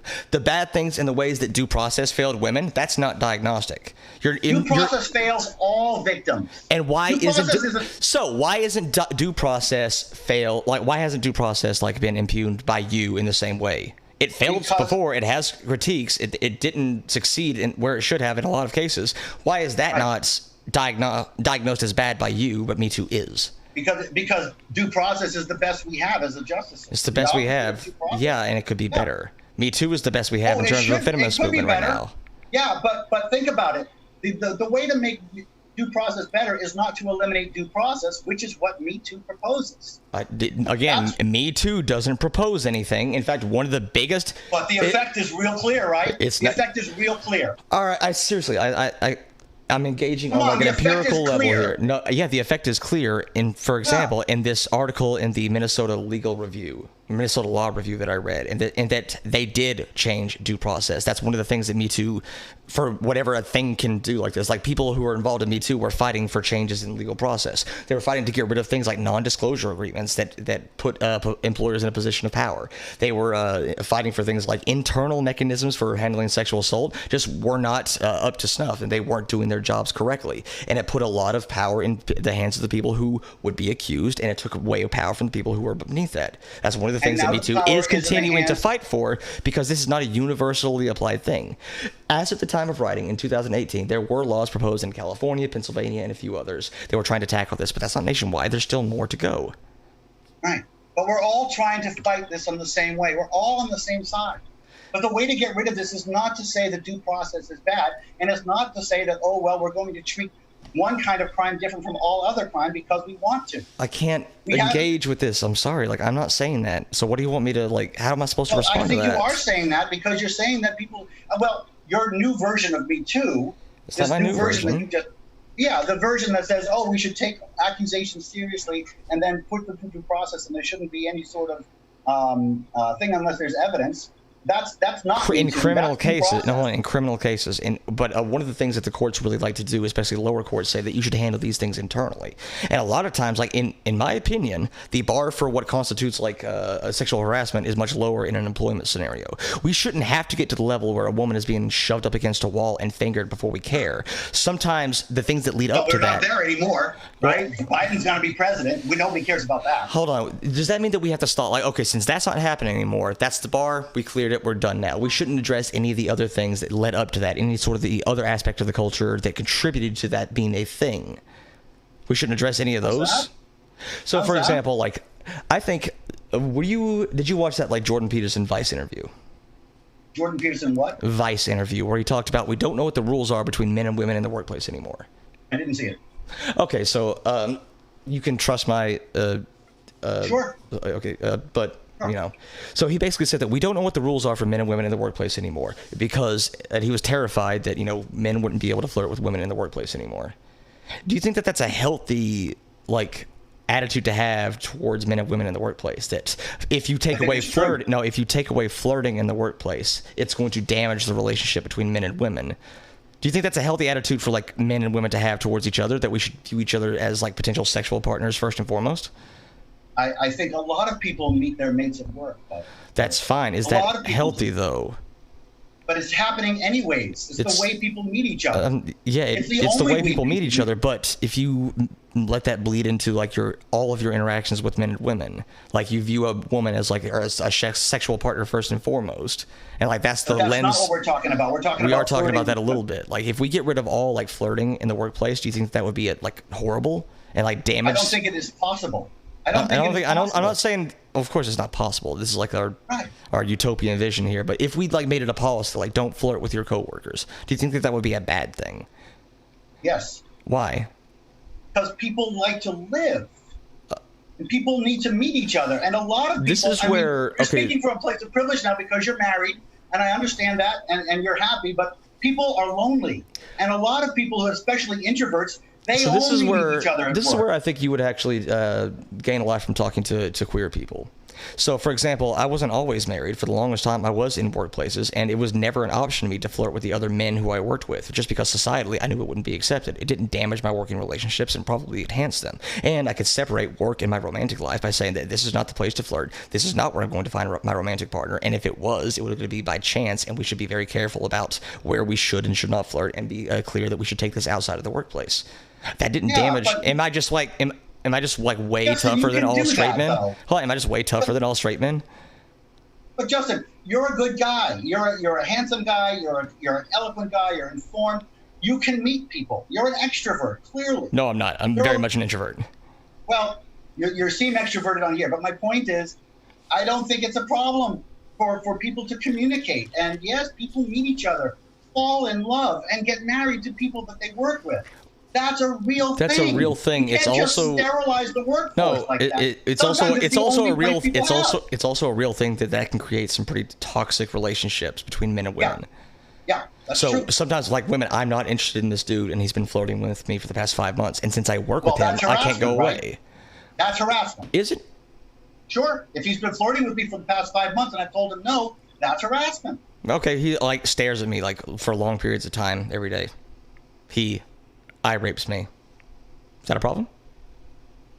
The woman feels uncomfortable. The woman feels uncomfortable. The woman feels uncomfortable. The man is doing something uncomfortable. Talk to the guy. Don't fire him for it. Okay, but should she, like, stay silent and get over it, or would it be okay for her to bring that up to, like, HR and say, like, this dude's making me uncomfortable? Can we talk to him about it? We should have a nice work environment. We should have a good work environment. If somebody's uncomfortable in their work environment, there's a nuance here. There's a gray line here. I'm glad that we are introducing nuance back into it. What? I'm glad that we're introducing nuance back into it. Well, yeah, that's how we're doing this. I mean, there's a big difference between should we disallow flirting at the workspace and should we disallow somebody from making somebody feel uncomfortable by staring at her for 5 months after she's told them no. It's a very big, broad difference. And one is harassment and one is natural. And probably good. You know the naturalistic fallacy is a thing, right? What? I know you know the naturalistic fallacy. Just because something's natural doesn't make it good. I know you're aware of that. The point is that people are going to be people, and we shouldn't fight people. This goes all the way back to what we were talking about before. Men are going to be men, women are going to be women, and people are going to be people. And there's going to be differences, and people should stay within the realms of good conduct. People should treat each other equally. People should treat each other well. But let's not allow people to go overboard. Let's not allow people to hurt anybody, obviously. Let's not allow people to harass anybody, obviously. Nobody wants that. We're on the same side of all that. But on the other side, people can overreact. That is a real thing. Of course, people can overreact. We shouldn't let that happen. But people can underreact as well. Correct. Right, so there's some nuance to be had here, and you seem to be really just focusing on the, like, women should get over it if they feel uncomfortable. I'm sorry if I'm underreacting. If somebody flirts with you, if you flirt with me and I don't like it, what's underreacting? There's nothing and moving on. Doing nothing and moving on. That could be, in some cases, that could be underreacting, because what if I keep doing it? Would you like me to do that? If you're at a party with me and I think that you irate me, even though you didn't do anything wrong at all, would you like me to get over it and move on, or would you like me to go to HR and make a big to-do about it? Well, if it's at the HR at the party? No, yeah, I know what you mean. Okay, let's bring it back to work. Okay, let's say that happened at our work environment. I would actually appreciate it if you brought that up, because I don't want to make you uncomfortable. I would actually appreciate it if you brought that up. Like saying, like, I don't like the way that he's like staring at me. I don't like the passes that he's made at me. I would actually like you to bring that up to HR to make sure it doesn't happen again, because okay. So let me take this other guy. Okay, so this guy who likes a girl. Let's just make it you and me. I made a pass at you. You said no. And now we're walking, and it's been 5 months, but I'm really infatuated with you. Okay, I'm really, really taken by you, and I'm not doing anything. It's the salt and pepper hair. Said no, but I mean, I'm not trying to do anything. I'm not doing anything. But I'm a lonely guy. There's nobody in my, and you just got me, and I'm leaving you alone. I'm not talking to you. But every once in a while, you catch me looking at you, and I'm sorry about that, but you're pretty, and I'm not going to touch you, and I'm not going to look at you. I'm not going to bother you at all, and you got your space. But every once in a while, you catch me looking at you. Is that harassment? Probably not, but it doesn't have to be harassment to maybe like be worth bringing up, right? Well, what if it's just a couple times? What if it's not every time over 5 months? What if it's happened like 3 or 4 times over 5 months? Then it's where if the woman feels I wasn't staring at you. And this isn't just like women do this. Like, you should, if you are uncomfortable by something, no matter how minor it seems, I think you should be free to bring that up either to the person if you want to take that route, or you should be able to bring it up to HR, and then they get to decide. Well, you can't expect someone not to look at you, or they could be like, well, if this does make you uncomfortable, let's take steps to see if we can fix it. But HR will never not take a complaint. Okay, HR will never tell you, oh, you're calmed down. HR will never say, okay, we've got a complaint, and we're going to tell that person to calm down. That's objectively false. In fact, that was one of like the big things about internal mechanisms within MeToo. HR oftentimes did sweep a lot of things under the rug. They did do things like non-disclosure agreements and non-disclosure agreements are not what I'm talking about. I'm talking about inactivity for reporting a sexual advance. Somebody going to HR and saying, this person makes me uncomfortable, and HR saying, too bad, get the fuck over it. Yeah, that was one of like the biggest criticisms of HR that is being addressed with Me Too. That they would do that with pretty alarming frequency. And they're doing it now? Hopefully not, because that's what we were trying to address, right? And did you ever notice that there's no numbers here, Justin? Yeah, I know. I would love to have numbers. I would love to have numbers. It's a very difficult topic to get numbers on. It's real difficult to say, all right, this happens so many times and it's getting better or it's getting worse. There's no numbers here. It's all supposition. Isn't that problematic as well? We can, but we have enough data on things like, for example, let's see, where did it come from? The Bureau of Justice Statistics. Like, rape is the thing. Most rapes go unreported. Most sexual assaults go unreported. It's reasonable to think that we can make a similar extrapolation to things that happen in the workplace. I'm not saying it's perfect, but I'm saying it's reasonable. But to extrapolate that into the workplace is a big extrapolation. And, it is, and it's the best we have, and I wouldn't consider it like statistically sound or anything. And when you're talking about that kind of extrapolation, let's talk about it. 2 to 10% of rape reports are ruled false reports. Then there's a section of people who are innocent, so some of those are false.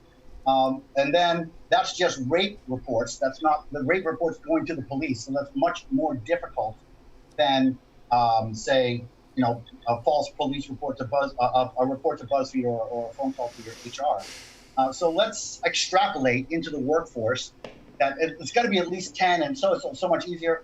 Let's extrapolate into the workforce that a good chunk of reports then are false. A good chunk means nothing, though. And here's the okay. How could you prove? Okay, let's go back to one of our many hypotheticals. You made me, or I made you feel uncomfortable, and you reported that you felt uncomfortable. How can you prove that to be false? Can't. How can you prove it true? Exactly. Yeah. It's just a matter of he made me feel uncomfortable, and he made me feel uncomfortable is a normal state of being in this country. People make people uncomfortable accidentally all the time. It happens. There should be zero penalty for that. If somebody Zero makes penalty. somebody else uncomfortable, yes, zero penalty, except for the fact that I thought we weren't to like improve relations. Unintentional. I thought we were on the same side. I thought we were on the same side and that we wanted to like improve relations between other people. We do. Like if everybody's like offending each other all the time, maybe that should be something we address. Or maybe it's okay to like talk about like, hey, that kind of offended me. Can you not do that exactly again? Everybody's offending each other all the time. Do you think that's actually happened? Of course, no, of course not. I'm doing the. You've got me talking in hyperbole. Sorry, but let's say. Yeah, we don't have any numbers. Of course, we don't. We don't have any numbers. We don't have any numbers if it's once in a blue moon or all the fucking time. I, of all people, would love numbers. I would love data. I would love statistics. I would love all of that stuff. And I was looking, and unfortunately, I could not find any, other than a couple of like interesting studies around it. Nobody is looking at the efficacy of Me Too. Nobody has tracked how well it's done or how much damage it's done. Well, there have been some things.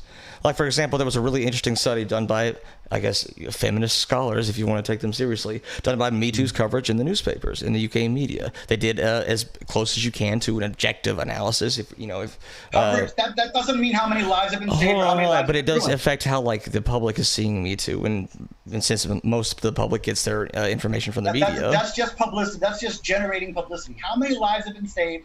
How many lives have been ruined? How many people have needed to get the fuck over it? How many people have really been assaulted and gotten justice? We have no numbers at all. You seem to have an idea about it, though. I have a personal opinion based on my personal anecdotes. Yeah, and it's not statistically significant. Do you think that but do you think that's irrational to extrapolate your personal experiences to the broader like movement as a whole? It is the only number I have. The only number I have is 3. That's how many times it happened to me. That's the number we in the Me Too movement actually have. 3. 3 women lied about sexual assault against me to take me down. 3. That's the only number I have, and the only number you have. But it is a number. It is a definite, real number. Quantifying these things are hard. You understand that, right? They're not trying to hide things by not having numbers. It's very, very difficult to quantify a lot of these statements. Like, how do you quantify feeling bad? Or how do you quantify how offended that you were? All things are extremely tough, and it's still, even though I love my facts over feelings and all the memes and stuff, people's feelings do matter, and we should take that into account. Like when someone is made uncomfortable or they want to stop like this, what they perceive to be as harassment in the workplace, I think they should be able to do that. And you seem, please stop me if I'm mischaracterizing you, to err on the side of shut the fuck up and get over it in a lot of cases. No, I err on the side of very favoring the area. There's an area here, okay? First of all, I err on the side of due process, okay? It doesn't matter what crime has been committed. If you can't prove it, the person doesn't get penalties. If you've got a complaint against somebody, you've got to have some substantiation for it. That's the way the legal system works. You just can't say, this person, Justin, he What happens before we get to the legal system? Like internal processes? Like internal HR and things like that? And so, look, I am saying there is a place for get the fuck over it and move on. There is a place for that. There has to be. If there isn't one, it would the inevitable result is people will be just hunting everybody else, and people will just take down innocent people because they want to. I reject that. I don't think that's a realistic or reasonable extrapolation for the path that Me Too is doing. It's what's happening, though, isn't it? No. Isn't it what's happening? People without power are using the power that they have from Me Too to take down men they don't like. It's happened to me 3 times. This is what's happening. Power corrupts, brother. And that's why we need to have this stay in here. That's why we need due process. Because if we take the power away from due process and give it to supposed victims, there's going to be a lot of supposed power in due victims out there. process? Who has power in due process? Or who has, let's even take it away from the legal system. Who has power in a company? The leaders of the company, the stockholders. Stockholders, okay, and also the people who are in positions of supervisory positions, administrative positions. Well, maybe not administrative, but people who are upper tiers of the company. They have a little bit more power than the people at the very bottom. In fact, one of the criticisms of the Me Too movement is that there's a lot of employment sectors where we're not seeing women come out because they do not have that kind of power. They're at will employment, people like. Or maybe there aren't crimes being committed. Maybe. Ooh, hold on. Maybe. But also maybe these women just do not have representation. They do not have power to come out and speak out. Massive speculation. It's not. No I think data for that. I think it's reasonable speculation, though. No, I reject that completely. Really? Because people can make their complaints now. Anybody. But hold on. That's speculation, right? Hold on. That's speculation right there. People can make their complaints. What happens if you can't? What happens if you are in an employment contract where if you make it too much of a fuss? You should be capable of making a complaint. Okay, what? You and I are on the same page on that. I know. If they can't, they should have that ability. Absolutely. But at the same time, a you lot of can't people look at them and say, well, if there are no complaints, they must be hiding their complaints. Maybe there's no crimes being committed. Maybe this rage is outplaced. Maybe I misspoke, but maybe I misspoke, and that a lot when I said like these complaints weren't being heard, what I meant to say was like in the studies that these people conducted, a lot of these stories that got attention in the media for Me Too were about people like in Hollywood and fashion and big names. This is what got attention. Yeah, this is what got the attention. Where were the stories from where were these? We keep saying that. Okay, cool. Where were the stories from the people who were working average day-to-day jobs? Those didn't get attention because those don't sell newspapers. Yeah, that's true. That's true. So that's not saying that these stories don't happen. Maybe I misspoke a little bit earlier. But there is a problem, and this is a said that because there were certain sectors where there aren't being reports. Okay, I misspoke there. That are happening. I misspoke there. You're right. I misspoke there. I meant they weren't being reported on. Okay, so I'll clarify that. Okay, well that was my fault. I misspoke there. Okay. But this does point to like this. People can speak out. It doesn't really tell us anything because a lot of times, no, they really can't. A lot of people are in positions where they can't. If they make they're at will. Do you disagree that there are people at will employment who could be fired for any reason, and if they do speak out, they'll lose their job? Yes. That's terrible. That is terrible, and I don't have any numbers on that. In the same way, you don't have any numbers on like false allegations and things like that. Right. I think it's reasonable to expect and still reasonable to look after because if it's just one, it's worth talking about at least a little bit. Okay. Absolutely. People should be always able to make their complaints. And yes, there are lots of people out there who are in positions where maybe they're not able to make complaints. And that goes for men and women. And that goes for sexual assault, plus also any kind of harassment. Plus of course, robbery and everything. Of course. There's all sorts of shit out there. And that shouldn't be there. We should fight that. Together, we should fight that. But let's not presume that there's crimes going on when there's no evidence of crimes going on. Let's not assume. Well, we already do make that assumption, and that most rapes aren't reported, most sexual assaults aren't reported. So the data, we do have data on that, and that contradicts what you just said. But to say that and to extrapolate, okay, people are getting raped in companies and not reporting it, that's a that's not valid. To say that some rapes are unreported, some ex-rapes are unreported, ergo, companies have a rape problem and people are being raped in those companies and not reporting. I would actually be interested. Hold on, I would actually be very, very interested to see the statistics behind that because it would not surprise me at all that if I looked at these statistics and when we were reporting where they were sexually assaulted, I would imagine that a decent chunk is coming from their place of employment. Again, I would be interested in doing that research, and if you would like me to, I can get back to you on the research that I found. I can post it wherever we want. But I'd be very surprised to see if that wasn't the case. That's a great idea. I'm really enjoying this conversation, Justin, and I'd be happy to do this. I'd be happy to go away and get data and come back and hash it out again. Sure, yeah, I'd be happy to do that. In fact, the male and female brain is a very big thing. There is a male and female brain. And okay, we'll come back to that one too because that is objectively not true. That's the whole big deal. Men and women are different. I know. They make different choices, and it's okay. Okay, men and men are different. Women and men and men are different. Women and women are different. Like that doesn't give us utility. Yeah. This is true too. All right, so I think we're about at the hour and a half that we said that we would kind of cap it at, if that's okay for you. Yeah. But before we go, if there's any questions that y'all in the chat would like to shoot at us, now's the time to do it. And because I'm so behind, we're going to have to wait like 30, 40 seconds for that, what I just said to go through, okay? Yeah. I'm looking at... Do you have... Sorry, Porta, I'm sitting comfortably.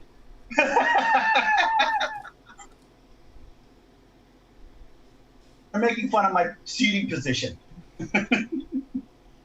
Oh, look, your people don't like me very much. But look, I want to talk to your people for a second, okay? Look, I want to talk to you. We're all on the same side here, okay? We're all trying to do good. We're all trying to eliminate crime. We're all trying to eliminate poverty. We're all trying to eliminate sexism and people being hurt. But that goes in all directions, okay? And to say that, oh, we have to only worry about the women, or we have to worry only about the people who claim to be victims, that's not justice. And I'm a good guy, and you're good people too, and we all want justice. And we're all trying to find our way towards justice. And the way towards justice is through civil discourse. It's not through calling people names. It's through civil discourse like this and showing people data, because nobody here is evil. Nobody here is bad. We all want the same things. It's just a matter of how we think the best way is to get there. And I think the best way to get there is to treat people like adults and give them agency. And it is valid to tell people to calm down. It is valid to tell people that they've gone too far, because sometimes they do.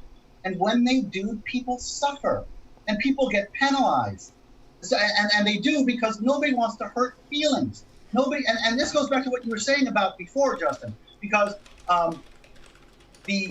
this idea that feelings hurt, well, this idea that you could be, that hurting somebody's feelings and damaging them, that leads to people saying, well, I'm not going to tell people that they're going too far because then I'll be guilty of hurting your feelings. That's toxic. That's an inevitable toxicity that's going to poison our society. We have to be able to treat each other like adults, and that means that insulting, not insulting, but making people upset cannot be considered a crime. I make people upset all the time. Justin's making me feel upset. It's not a crime. And people do this. It's not a crime. We have to be able to work with each other. I agree with that. But I think something that's very, very important in working with each other is to address opinions that people actually have. So if I would offer a criticism of you during this discussion, a lot of the times you weren't talking to me, you were talking to this constructed version of my side, and that's not conducive to good conversation. And things I agree with that. I agree with that, and I accept that. I do that sometimes. Okay, it's rhetorically it can be very effective, and it's just how a lot of discussions are held. I agree, and it's something that I've been guilty of in the past as well. I'd also say that don't assume that same charitability to the people who are involved in Me Too. Assume that they are doing this. They have good intentions. But that's not conducive with your assertion that Me Too just wants to hurt men now. That those two don't follow from each other. Like, you can't assume that the people here have good intentions, but also, no, actually, they just intend to hurt men. I think there's a level of charitability that you should have there. Let me refine my message, because that's a fair criticism. It's a fair criticism. Let me refine my message. My message is that Me Too has lost its utility, because people are not using Me Too for the cause of good anymore. There are too many women who are using Me Too for the cause of evil now. Not before, but now. And it's happening now. And you can see it. And the change that everybody made when Joe Biden was accused and everybody said, oh, no, we don't mean that. That's indicative of what happens when Me Too goes too far. And yes, it's great that now the people who are supporting Me Too are now supporting due process. Huzzah. Welcome to the party. But now maybe we can get back to the point of understanding the fact that people can be wrong. And yes, people can lie, folks. People can be crazy. People can lie.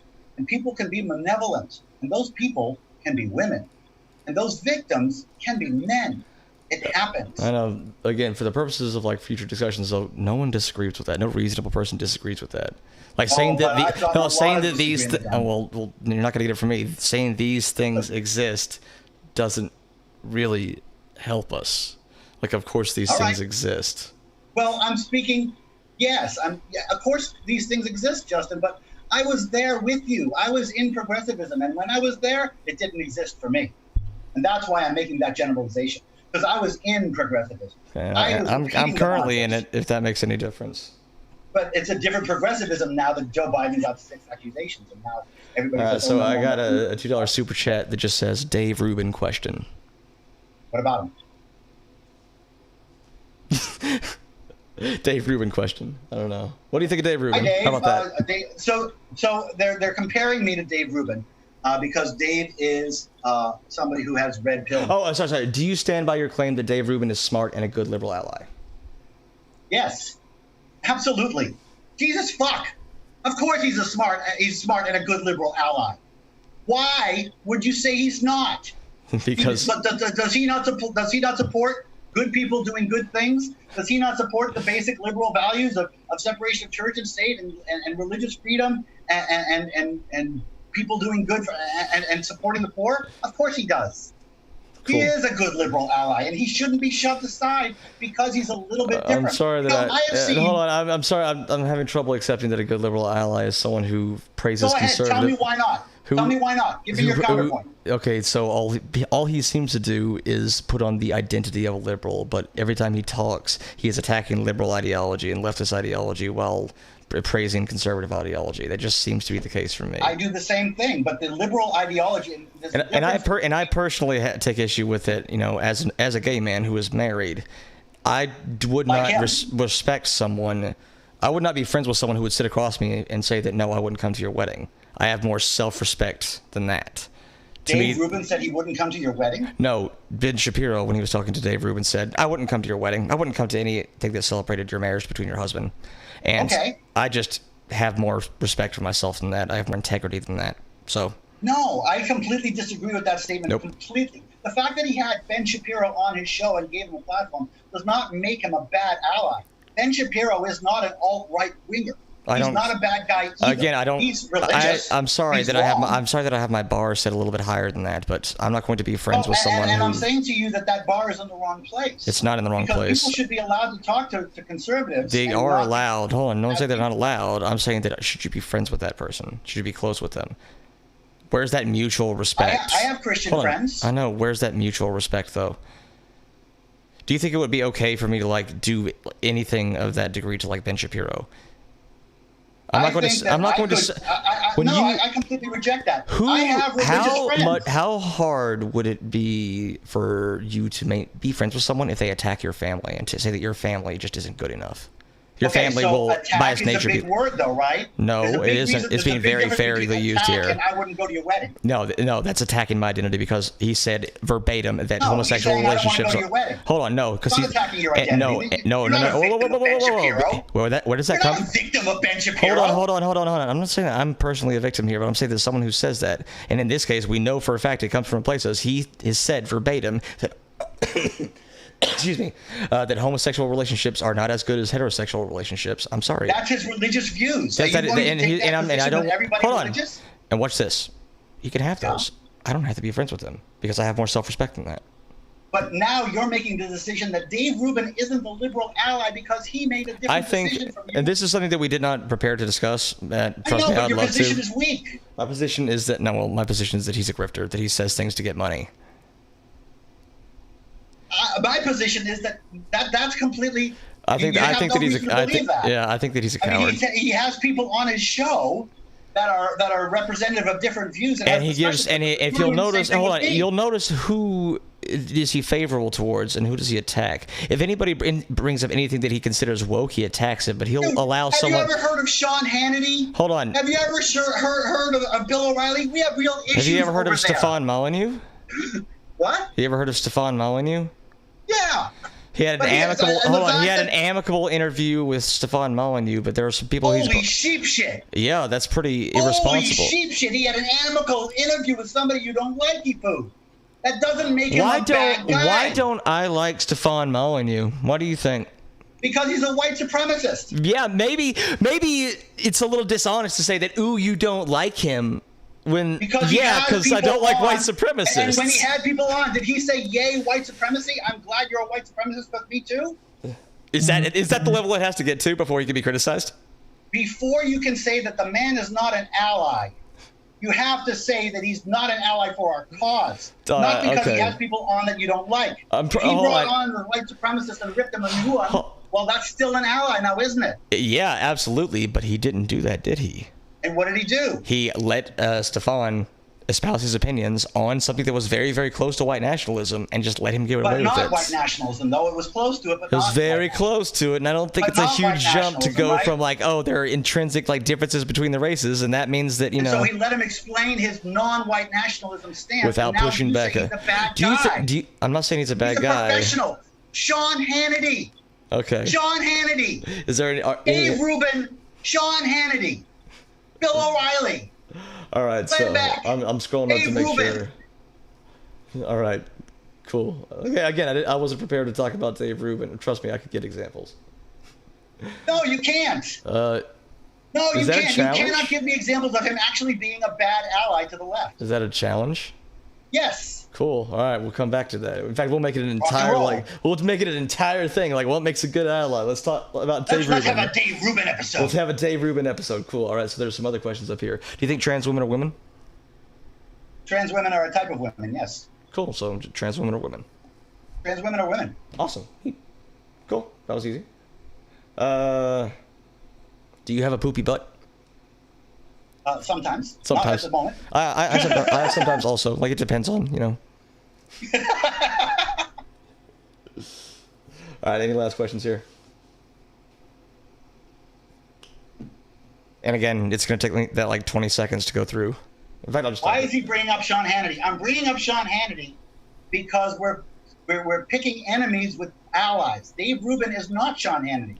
And when I went, here's a great example. I mean, Jangles, when you just did Sargon last week, you got a lot of shit for doing Sargon, didn't you? I actually did get, well, not a lot, but I did get some pushback for platforming Sargon. You're right.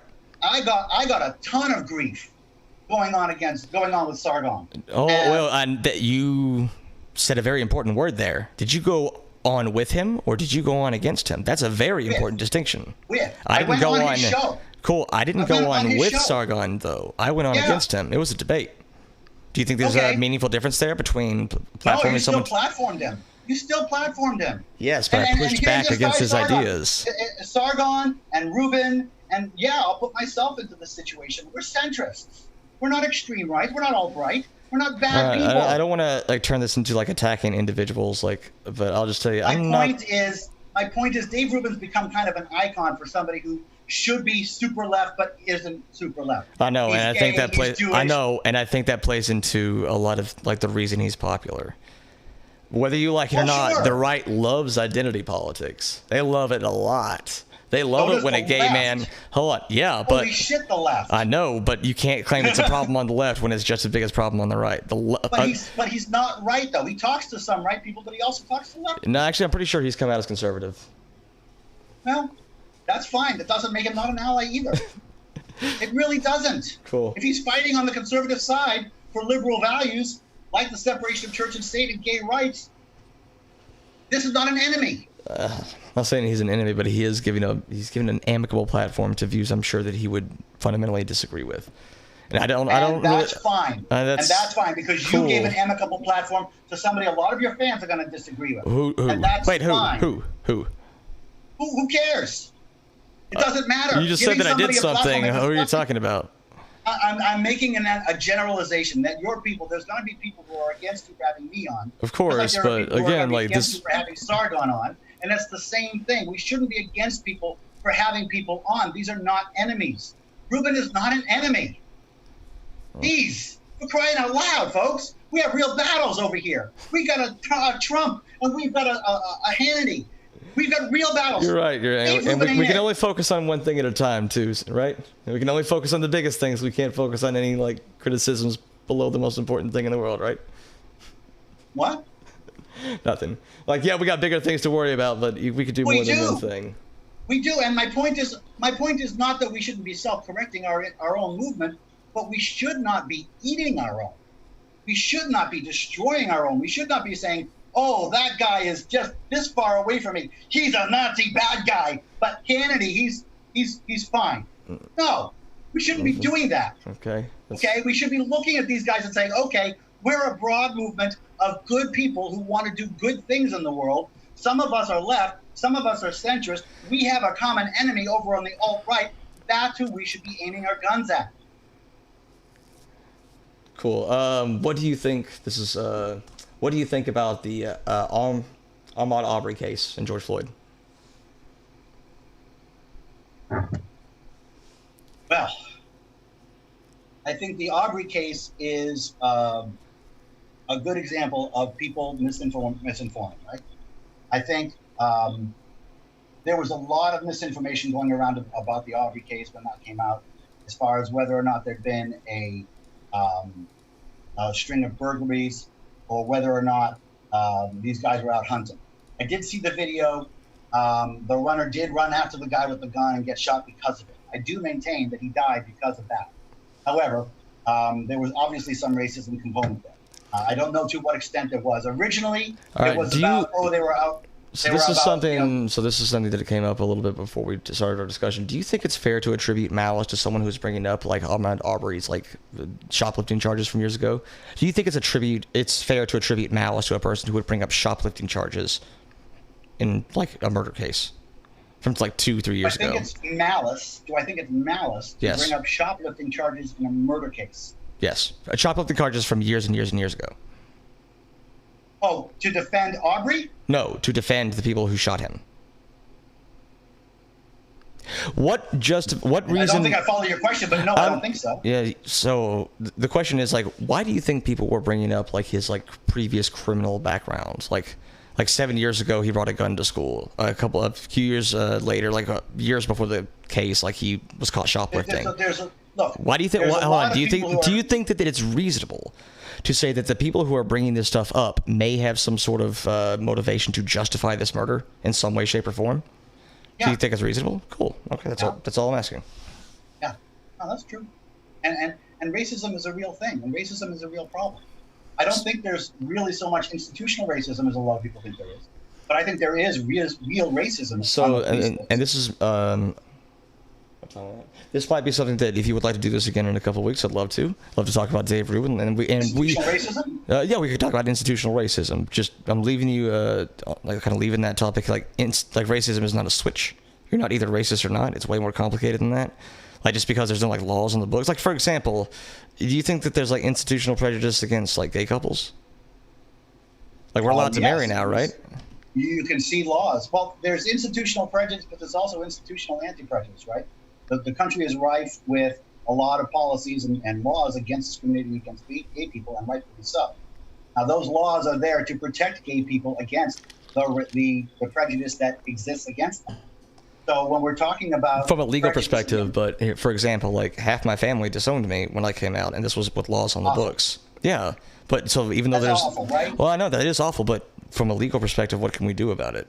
Nothing really. Nothing. Like, yeah, exactly nothing. No. But maybe there's still a lot of like societal problems that are outside of the legal system, and we can still call that systemic prejudice, even though it's not in like a legal formal system. Maybe it's worth talking about those issues as well. But if you're going to do that, you need to start talking about specifics. My problem with the terms systemic racism and systemic misogyny is that there's very little specifics in them. One of the things that I do when I talk about these things is I talk about specifics. If we were to have a system that had systemic racism in it, that was systemically racist, we would be talking about Jim Crow era laws. That was a systemic racism. That was racism in the system. I know, but did the effects of that system go away as soon as the laws were abolished? Well, it's in that, and there's a whole bunch of reasons as to why that hasn't happened. Right? And to say that the reason that the black people are still congregated and still poor and still underperforming is 100% because of racism. I have another question. Also, I want to address, like, I don't know why I breathe into the mic so much. I'm so sorry. I think it's a little bit to do with, like, asthma. I'm so sorry. I know I feel sexually harassed. I feel breath raped. Okay, come on. Coolio. All right, so going to ask this question again. How have David's thoughts changed about the Sargon MythCon event that he denounced years ago, if at all? No, I've changed. First of all, what were your views then, and then how have they changed? Okay, so Sargon was at a MythCon event, and he made a joke on the stage about a woman who had been sexually assaulted in the past, and he said something to the effect of, "She's so ugly, I wouldn't even." Okay, no, I remember that.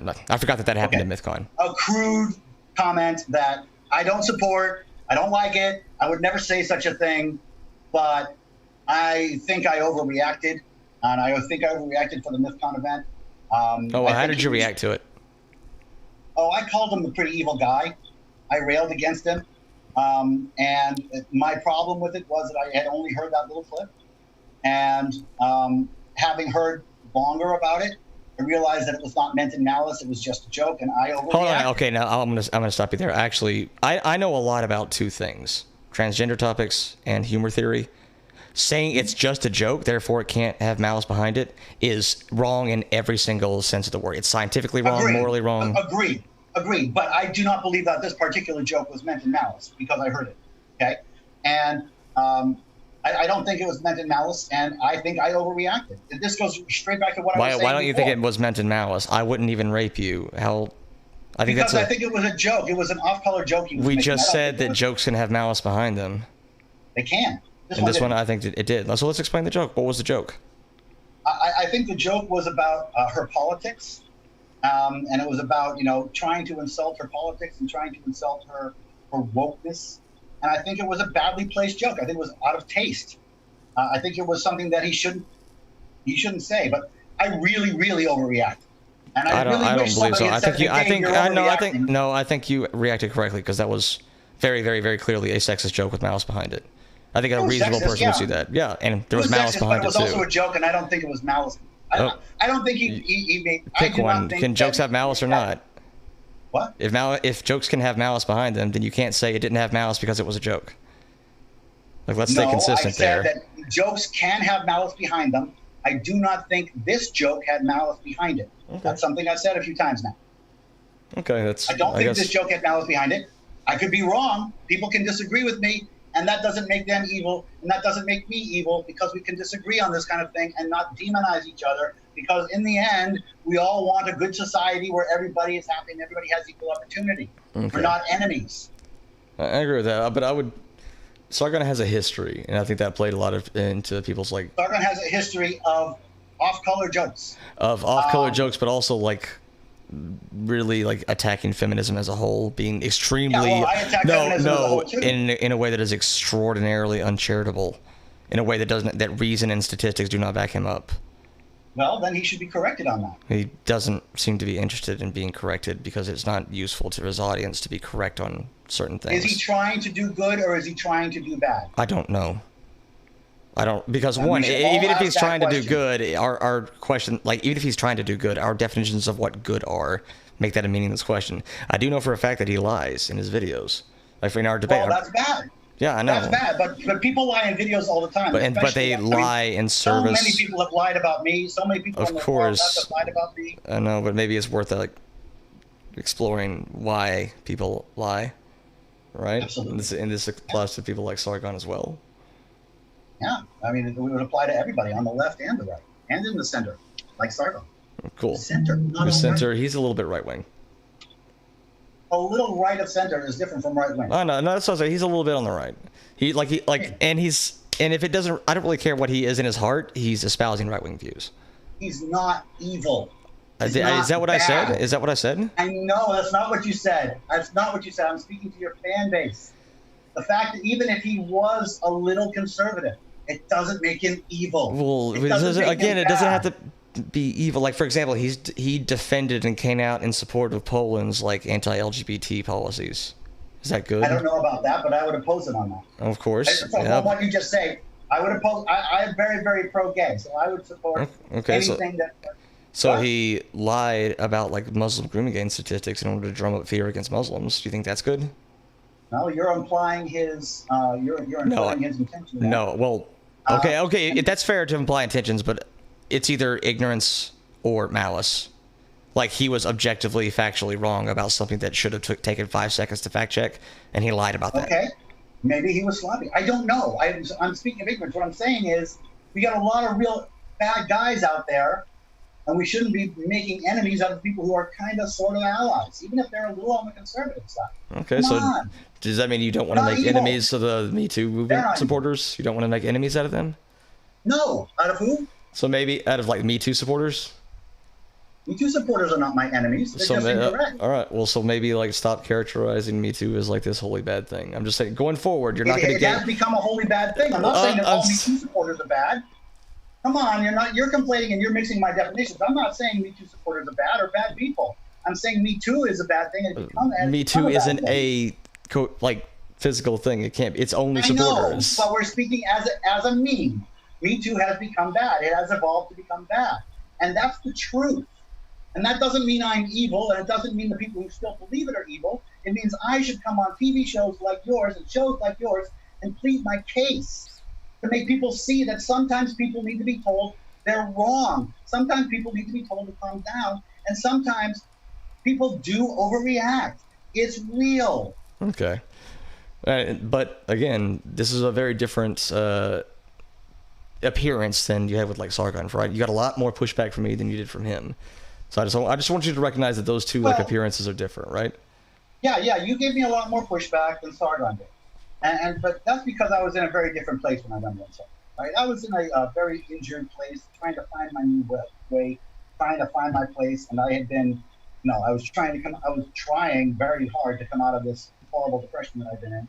And so when I was on his show, I was what would you say? I was in a very different mental state than I am right now. Sure. Okay, so final statements. Would you like to, who went first? Do you remember? You went first. I went first? Okay, would you like to go first for our final statements? Sure. So first of all, I'd like to thank you for civil discourse. Thank you for this. Thank you for the debate. Well, thank you. I enjoyed it. And I enjoyed it too. I want to do it again. I want to do it, so that we can have this discourse, because one thing that I'm really sick of is the far left thinking that I'm a bad guy. I'm really sick of that. I don't think anybody on the far left is a bad person, and I don't think anybody in the liberal, and I don't think most conservatives are bad either. I think that we need to try and recoalesce, and we need to try and allow each other flexibility, allow each other mistakes. And that does mean that we have to get over other people's mistakes, folks. And that means that people are going to continue to make mistakes, and you're going to make mistakes, and I'm going to make mistakes, and we're all going to get over it, join hands, and fight the real fight, which is in Washington. And that's a real fight. And I'm not saying that, well, yeah, I kind of am saying that the way Me Too is structured right now is not constructive. The way Me Too is happening right now is not constructive. People are abusing it. People are using it for personal gain. And that's not feminism. And it's not ethical. And it's not okay for everybody to say that's okay. It's not okay for the Me Too society to remain silent and pretend that Me Too isn't being abused, and pretend that it's okay, or pretend that the collateral damage is acceptable. It's not. Okay, so no numbers. So I'm sorry. I'll wrap it up. I'll wrap it up here. We have no numbers behind Me Too. We don't know how many people are being assaulted or harassed, or we don't have any numbers of how many men are being wrongfully terminated or wrongfully hurt. We have no numbers on if it's getting better or worse. We have no numbers. Please bear that in mind and look at things as non-objective truths. This is relative. This is a nuanced conversation. And I hope that my appearance on this has kind of shed light to the fact that people who don't support Me Too in its current incarnation aren't evil. We're not trying to put women back in, we're not trying to take away women's equality. No one is trying to take away women's equality. And no one wants harm to go unreported. But we do need to protect due process, which is why I'm really, really glad that the Me Too